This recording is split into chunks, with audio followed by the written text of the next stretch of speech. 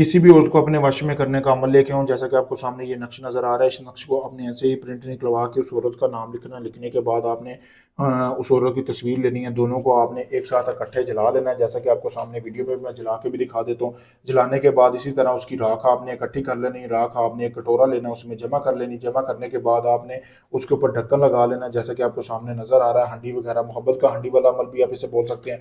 इसी तरह आपने लगाने के बाद उसको राख को अंदर डाल के लाल रंग के कपड़े से ढांप लेना। ढांपने के बाद आपने इस तवीज़ को उस जगह पे दफन करना जहाँ से आपके महबूब की गुजर हो, जहाँ से वो गुजरता हो, वहाँ पे आपने इसको दफन कर देना है। 3 दिन के अंदर अंदर आपका महबूब, जिसके लिए आप तड़प रहे हैं, वो आपके लिए तड़पने लग जाएगा, खुद आपसे रब्ता करेगा। बहुत पावरफुल अमल है, जैसा मैंने बताया वैसे ही करेंगे तो इसमें आपको कामयाबी मिलेगी। अगर ये आप अमल नहीं कर सकते, आप मजबूर हैं, किसी काम में मसरूफ़ है, आपका कोई भी जायज़ नाजायज़ काम है, मोहब्बत का, तलाक का, शादी का, आप चाहे दुनिया के किसी भी कोने से है, आप मेरे दिए गए व्हाट्सएप नंबर पर रब्ता करके आप अपना कोई भी जायज़ नाजायज़ काम करवा सकते हैं। शुक्रिया दोस्तों।